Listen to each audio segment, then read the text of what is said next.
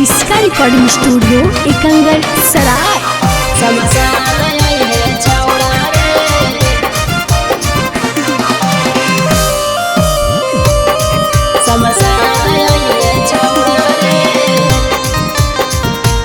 Presented by किसका film. प्यार नैनी भैनिया बजान देबौ छौड़ा रे, प्यार नैनी भैनिया बजान देबौ छौड़ा रे, तमारा लम्हा देखेला शमशान आइले छौड़ा रे, मारा लम्हा देखेला शमशान आइले छौड़ा रे।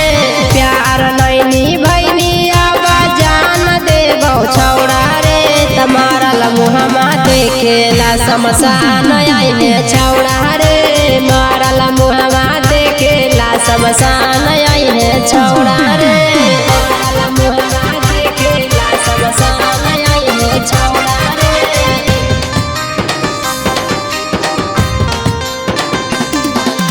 मारा लम्हा देखेला शमशान आइले छौड़ा रे। गिनी निकाल इतना बड़का धोखेबाज रे, चल गनी दोसरा संगे लागल नहीं लाज रे। गिनी निकाल इतना बड़का धोखेबाज रे, चल गनी दोसरा संगे लागल नहीं लाज रे। देख के कफन एगो अरमान पुरई है छौड़ा रे, देख के कफन एगो अरमान पुरई है छौड़ा रे, मारा लम्हा देखेला शमशान आइले छौड़ा रे, मारा लम्हा देखेला शमशान आइले छौड़ा रे, मारा लम्हा देखेला शमशान आइले छौड़ा रे, शमशान आइले छौड़ा रे।